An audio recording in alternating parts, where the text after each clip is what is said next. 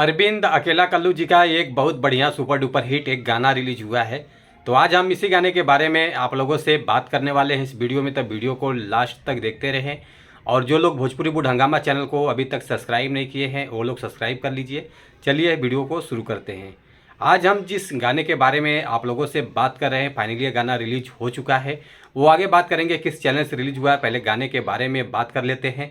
गाने का बोल है लव यू फलानी, जो कि इस गाने को गाया है अरविंद अकेला कल्लू जी और गीत है आशुतोष तिवारी जी का, म्यूजिक है प्रियांशु सिंह जी का और एक्ट्रेस नज़र आने वाली हैं आस्था सिंह जी। 8 घंटा पहले ये गाना रिलीज हुआ है। 8 घंटे में जो रिस्पॉन्स मिला है 50,000 व्यूज़ आ चुका है, लाइक आया है 4,000 और कमेंट आया है 218। और ये गाना आप लोगों को देखने को मिलेगा HR म्यूजिक चैनल से। ये गाना रिलीज हुआ है जो कि काफ़ी अच्छा शानदार गाना है। तो आप लोग ज़रूर सुनिए इस गाने को और लोगों तक पहुंचाइए इस गाने को। Thank you so much.